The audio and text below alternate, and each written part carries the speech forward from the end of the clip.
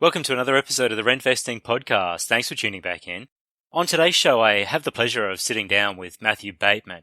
Now, Matthew was able to successfully transition from running and operating a string of successful health and wellness businesses into being a full-time property investor and developer. He's been involved in the development of well over $100 million worth of real estate around Australia, covering residential, commercial, and the industrial sectors. Matt's also the co-founder of thepropertymentors.com.au. He's a pretty sought-after presenter and educator covering, all areas of real estate. And on this episode, Matt shares some of his knowledge, definitely shares his passion and thoughts on what might be in store for real estate 2017. So, let's get to it.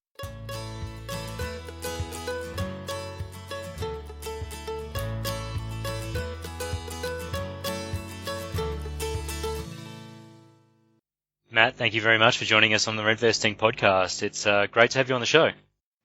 Thanks, Peter. Great to be here. So you and I, we've spoken on a number of occasions now, but just for our listeners' benefit, Matt, why don't you just tell us a little bit about yourself and what you do down in Victoria? Fantastic. Obviously, I'm Melbourne-based, but I actually grew up in Sydney. So I did, I guess, what a lot of people do. I went to high school and did reasonably well in the academic side of high school. In fact, found the maths and the science and the English stuff not overly challenging. So most of my high school was really social. It was playing sport and chasing girls, and I got to be pretty good at both of those. From, I guess, early... apparently. That's what I was always told by my grade 10 maths teacher. Was his claim to fame. I think he might have been embellishing, pulling the leg a little bit there. But anyway, went to school. So then obviously my parents expected me to go to university given the grades I was getting, and I sort of started there and went and did a year of university. Found myself probably sitting in very few lectures and more time sitting in beer halls and again, chasing girls and playing sports. So I thought, hang on, maybe I'm not ready for this uni caper. So took a couple of years off and just travelled and did some odd jobs, swimming instructing and working behind bars, just casual stuff.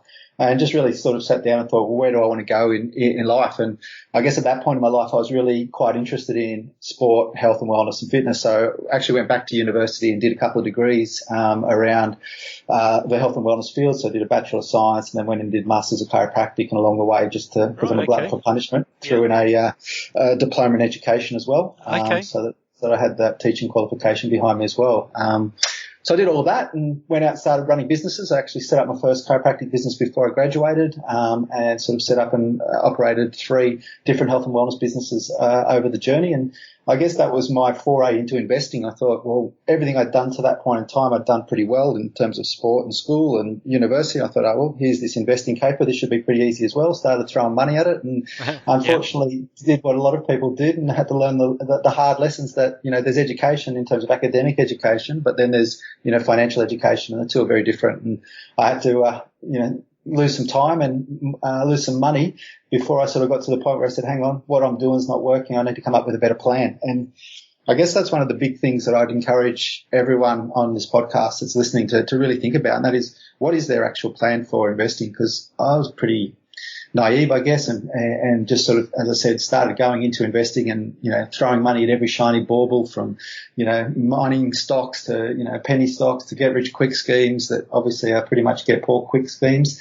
in most cases. And I had to learn to take a step back away from what I was doing and actually ask myself the question, is what I'm doing actually going to work? And what I came to the conclusion of was that realistically there was a couple of things in my investment journey that I needed to get clear on. One was, I guess, the time frame of investing, especially for me being young, alpha testosterone driven male, successful. Want it now. So for me, it was really about looking at the bigger picture of life and actually probably putting some more realistic time frames around your investment journey, and also the speed at which your investment results will come. And, I've probably gone pretty much full circle to the point where we wanted everything yesterday to saying, well, look, we're on this planet now till, you might be here till you're 90 or 100 or even more in terms of the way modern medicine's going.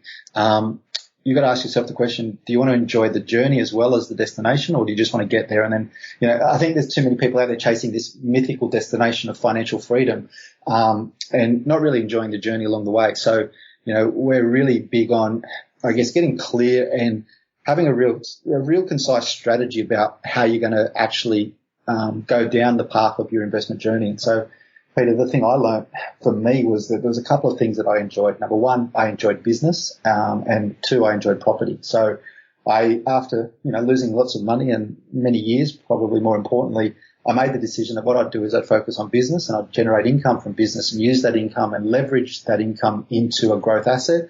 I chose property as my asset class of choice because for me, there's a number of things I really love about property. One, everyone needs somewhere to live. So there's always going to be an inbuilt demand for property.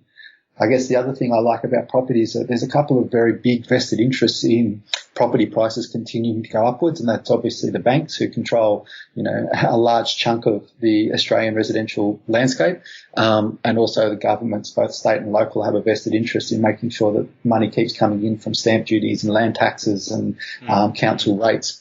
So there's two really big players that are always influencing upward acceleration of property prices.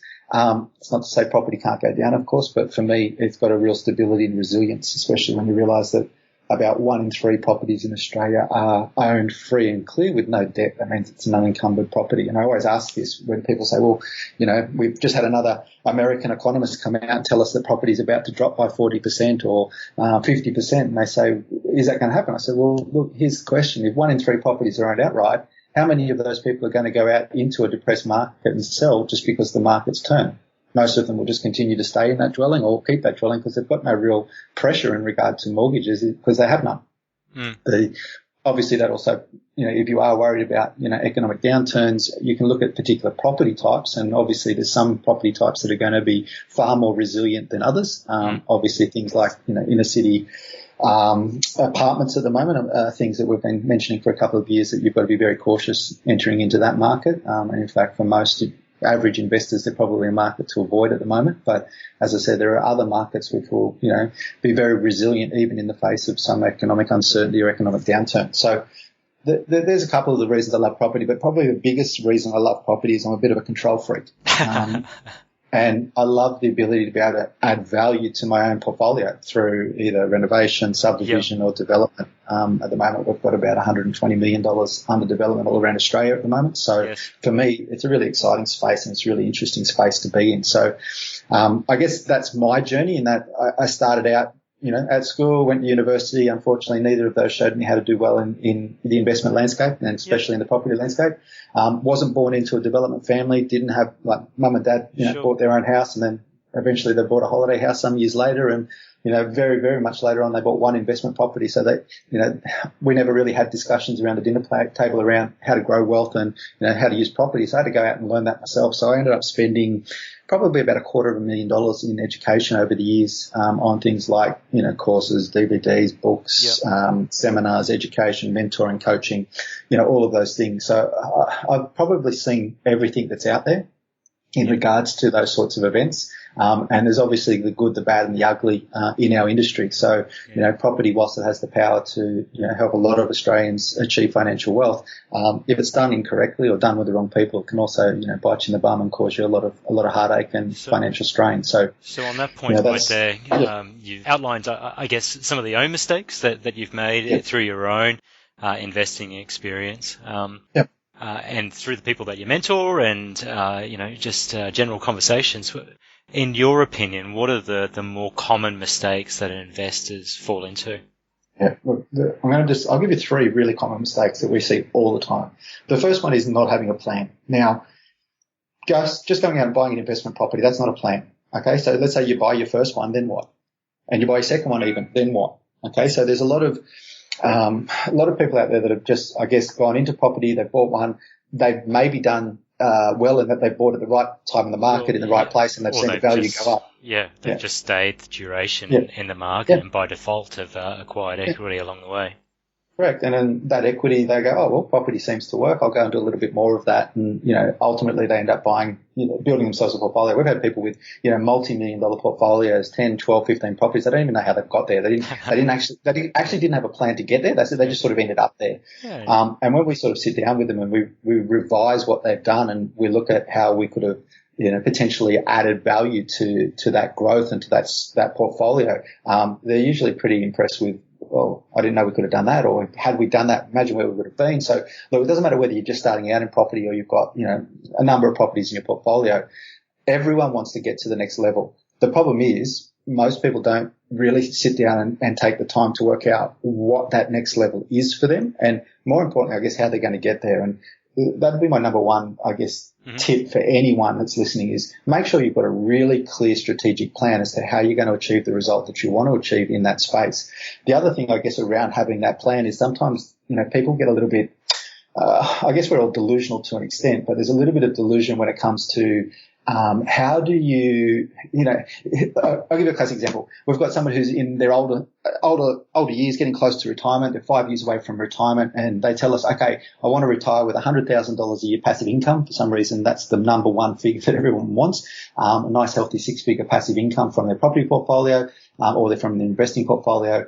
They want it in 5 years' time so they can retire. And when we actually look at their results, and they've been working for, say, 35, 45 years, to get where they've gotten to, we look at the actual numbers and we look at, okay, well, we've got a couple of $100,000 equity in your property and you've got, let's say, $100,000 in super, and all of a sudden you want to go to a passive income of $100,000, and we use a really conservative number of $1 million or $2 million in net wealth to be able to achieve that $100,000 income from.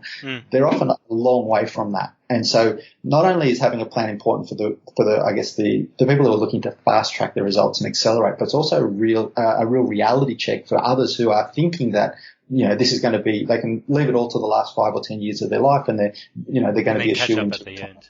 Yeah, and it makes it really hard to have some of those conversations and say, well, look, what you want to achieve and what you're currently doing in terms of your level of education, your skill and experience in the space, and obviously your results. It's going to be challenging for you to get there if you keep doing what you're doing. And that's where, you've got to be open as an investor. I guess tip number 2 is really think about your education or your level of skill at the moment in the marketplace. And one of the bigger things, I guess, as well, is your time, because most people say, yeah, I want to become an investor, I want to get all these results. But when we actually break it down and say, okay, well, here's what's going to be involved, you're going to have a much higher level of education. And even if I ask the audience right now, Peter, I said, all right, on a scale of 0 to 10, where would you rate your own property investment education level? So 10 would be, obviously, you should be on this call telling everyone else what to do. 0 is you've got no hope. Where would you put that number? And a lot of people will come up with a number, and it might be as low as 2 or 3, or it might be a 5 or a 6. Occasionally it might even be a 7 or an 8. But if I said to you then to actually find another number, which is what number would you ideally want to be operating at to get the type of results you ultimately want to get in the marketplace? And obviously there's usually a gap. So if someone says, well, I'm a 2 now, but I want to be a 9, well, obviously there's a big gap in that education. And that's where, time. Yeah, and that's it. And that's where the Property Mentors, I think, is one of the rare organizations out there, in that what we'll do is we'll actually sit with each individual investor, and first and foremost, we'll ask you what you're trying to achieve in the marketplace. So we're not just here to sell your property, because realistically, one property, big deal, what's it going to do for you? What we're here to do is to help you create the plan, the strategic blueprint, if you like, that's going to help you get where you want to be. And we always ask the question, can we do it safer? Can we do it faster? And can we do it more predictably? Because ultimately, a lot of investing, unfortunately, is not really investing. It's what we call speculating. They go out and they buy a property and they hope that it's going to go up in value. Now, that doesn't always work out. As I said earlier, some people, they'll get the result they want. Others, they just won't. So we're really about how can we do these things more predictably? How can we do them safer? And how can we do them faster to help us to enjoy the lifestyle that comes from being a successful property investor? So that element of it in and of itself, having that strategic plan, is really vital. The second one is obviously committing to both time and potentially money in terms of your education. We can help you to shortcut that education. We can show you what's relevant to you and what's not relevant to you. We can actually even help you to, accelerate your results without you having to go out and do all the grunt work yourself, by just building the right team around you. And I guess that's the third level of what I would suggest most investors do wrong, is that they try and do everything themselves. And the problem is, if you look at the vast amount of, I guess, professionals that you would need to build a successful property investment team, we're going to start, I just started at Yay, and I'll just rip a couple off the top of my head without even trying. Accounting, potentially buyer's agent. You might have conveyancers, solicitors, mortgage brokers, or other finance experts. You're going to have potentially, builders, engineers, hydrologist reports. There's all sorts of things that you might need to build a successful property team around you. But a lot of people think, well, either I don't want to spend the money, or I can do it all on my own. And look, you probably can do it all on your own. The question is, do you really want to? We often ask, Peter, and I'll ask you this, is, I love coming home to a nice clean house, but I'm not the sort of person that wants to be scrubbing toilets and, mopping floors, so I'm happy to outsource that work and actually hire somebody who's better equipped, meaning they've got all the tools, B, they're more passionate about it. I really don't care about cleaning, and C, I can probably find them at an hourly rate, which is less than my hourly rate for the other things that I do in the marketplace to actually generate income. So as long as I can fulfill those three key components, outsourcing makes a lot of sense. But for some reason, when it comes to investing, a lot of people, probably more men than women, tend to let, I guess, sometimes ego or pride get in the way a little bit, and they're not willing to ask for help, which, sometimes will hold them back and stop them from getting the results that they really want to get. Not being willing to ask for help, or just purely making assumptions on what they believe, because on the basis of validation of what their colleagues have said to them in the past, or what they believe to be true and correct. Correct. I guess the other thing is it's maybe not even that they're unwilling, they just don't know where to start. So for a lot of people, especially new to the investment space, like the big question is, who do you trust? There's all this conflicting information. There's so much, like we've never had more information. I mean, there's, websites, Google, I can type in anything and find any bit of information about anything, but oftentimes that advice is going to be conflicting. And the biggest problem for most people is it's not that they don't necessarily want to trust other people, it's that they often don't have the level of education themselves to be able to trust themselves to make the right decision to work with the right people. So that's something we find a lot of as well. 2016 was another good year for property. I guess everyone was expecting that Sydney would take a breather, which it didn't. Melbourne performed really strongly. All eyes are, I guess, on Brisbane. Perth's, puttering along, for a lack of better description. But what's your break on things here, Matt? How did you perceive 2016, and what's in store for 2017? Yeah, great. Well, look, every year at the end of the year, we always do a revision of the year that's just been. So we'll be doing a webinar this Wednesday, so in a couple of nights' time, just really looking back over to 2016 and looking at all the different markets and where they've done well and where they haven't, and also looking ahead to next year. So last year, when I was asked the same question, I always take a big picture look at the economy, because I tend to be I love the macroeconomic stuff, so I love looking at, okay, where is Australia sitting relative to the rest of the world? Coming out again. Yeah, probably. But really looking at where does Australia sit relative to the rest of the world from a global economic perspective. And we said last year that, we expected that we'll be in an environment, not just this year, but probably next year and then possibly for years to come, where we're going to be having low GDP growth around the world. And for those that are sort of maybe not familiar with GDP, it's just gross domestic product. I say, think of GDP like the income for a country. So you as an individual have an income, whether you're on 60 grand a year or 200 grand a year, whatever your income is, that with that certain level of income coming in, you can create a certain lifestyle outcome. So, if it's on the lower end, you might not be eating out every night. If it's on the higher end, you might be blowing your money traveling and doing all sorts of things, because, you've got plenty of income coming through. So the way I look at GDP growth, and I say, well, at the moment around the world, it's low GDP growth. It just means that there's not that much income floating around, which means that as a result of that, countries, just like individuals are going to be probably tending towards less spending on things that are, I guess, luxury type items. They're going to be focused on, just trying to make sure that their debts are covered, because we're also in a high debt environment around the world.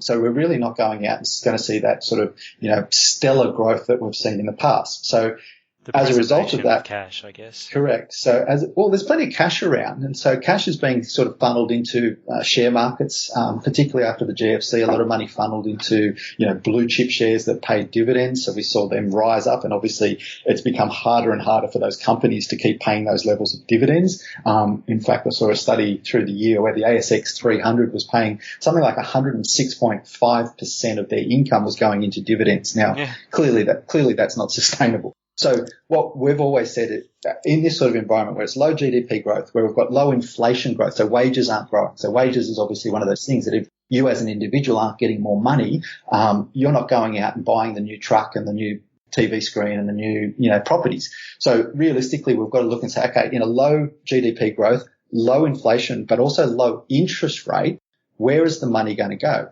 Now, obviously, a lot of that money since the GFC and low interest rates dropping down to zero or below zero, that's gone into particularly the share market. And, even after Donald Trump got elected, there's been a big surge in the US in the stocks because they think that, all right, Donald Trump's policy is going to be lower the company tax rate. So all of a sudden, companies have more money, which means that they can potentially hire more people, which means that there's more jobs, which means there's more money flowing in through the economy. So they think in that case, that's good for the stock market. They also think that he's going to be, I guess, building in infrastructure. So, spending a lot of money to redo roads, hospitals, schools, etc., which again employs people, generates jobs, and actually drives consumer spending. Yeah. And that consumer spending is so important, even more so in the US than Australia. In the US, consumer spending counts for about 70% of the GDP growth over there, whereas in Australia here, it's around 50%. So they're still both big numbers, but that's what we want to see around the world. We want to see consumers getting jobs, getting more income, paying down, bad debt, and obviously investing and spending to see the economy grow so we can see, those really strong capital growth rates across property as an asset class. Now, if we look back historically over the last 30 years to say 2015, historically the long-term average capital growth for an average Australian property has been around about 8% per annum. Now, the thing is, moving forward for the next 10 years, I don't see that we're going to have that same level of growth. And we've already seen a divergence or a split in the Australian economy where Melbourne and Sydney, it's really a two-horse race. So obviously Melbourne and Sydney are leading the pack, and then Brisbane's limping along. Perth's still probably got another 6 to 18 months of, discomfort before its economic fundamentals start to pick up. So from that perspective, we're doing some aggressive buying in the WA market at the moment because there's some really, there's some people hurting over there, and the mood and sentiment in WA is pretty negative. So that's a really good buying signal for us if you can go in and buy value, knowing that in the longer term, Perth's got some really good things going for it. So, it's got great weather. It's got the same time zone as most of Asia. It's obviously got strong input from mining, which whilst the mining boom in terms of infrastructure spending is definitely declined, doesn't mean mining as an industry is going to die. We're now obviously just exporting more. Obviously, we've seen the commodity prices rebound. And especially this year, coal prices have gone through the roof. Iron ore's picking up, so that's helped with our terms of trade. So there's the thing I guess I'm going to make with all this, I could go on for hours and probably will when we do some of our in-depth education stuff. But the thing I'm pointing out here is that I look at the macroeconomic story and I look at the big picture stuff, and then I say, as an asset class, where's property going to fit into that?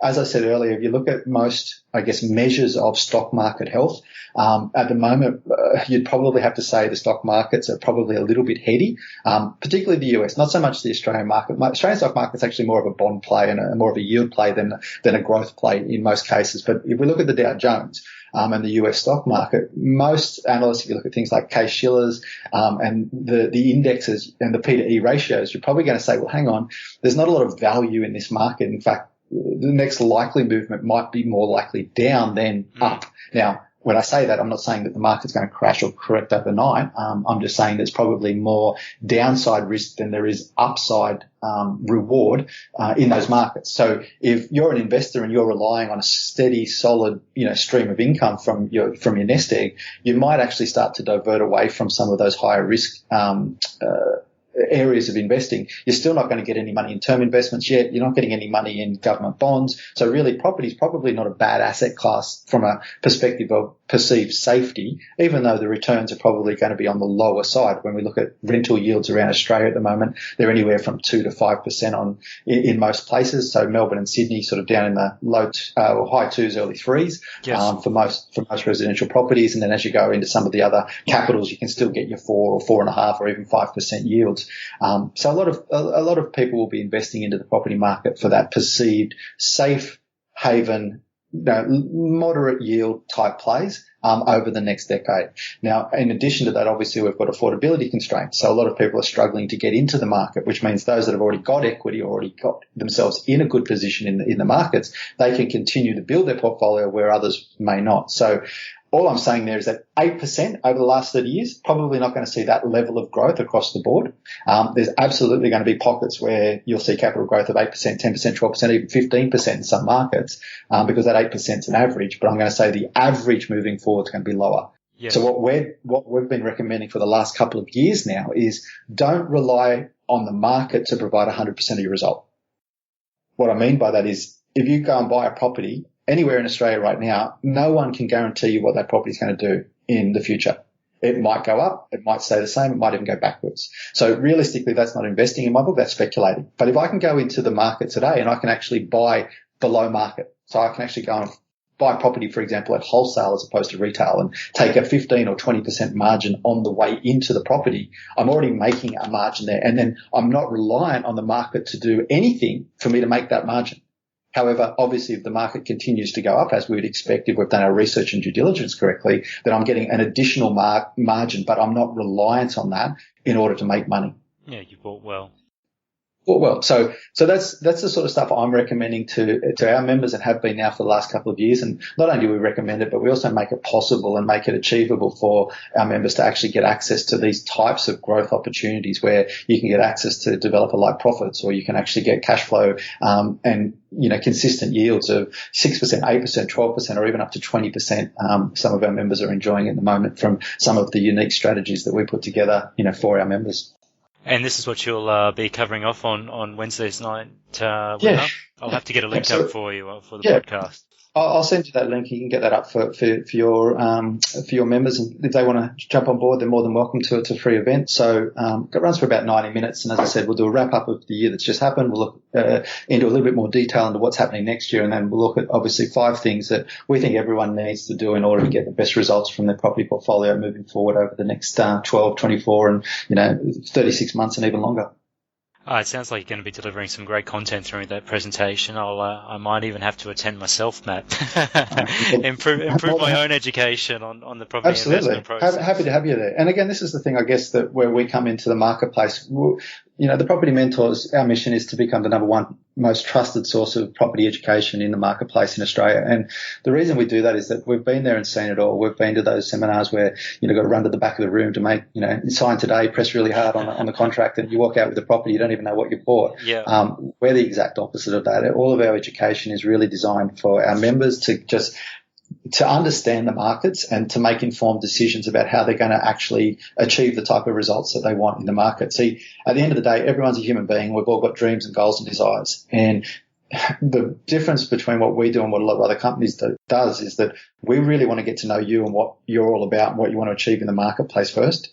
And then we want to work with you side by side and show you how to actually achieve that. And as I said, we're always going to ask the question, can we do it safer? Can we do it faster? And can we do it more predictably than what, they are doing at the moment out in the marketplace all on their own? Matt, thank you very much for coming on to the Rentvesting podcast. It's great to have you on. Love to have you on again to share some more of your investment knowledge with our audience. Anytime, and if you want, we might even do a wrap up of all the major states. I didn't quite get to answer that question in terms of what's Brisbane doing, what's Sydney doing, what's Melbourne doing, but I'm happy to come back and we can do a rip around. Something up.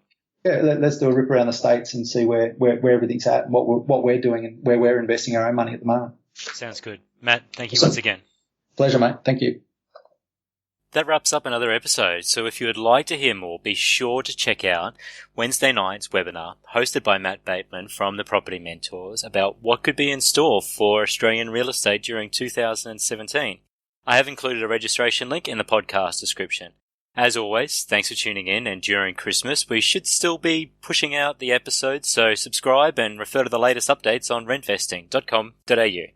Till next week, bye-bye.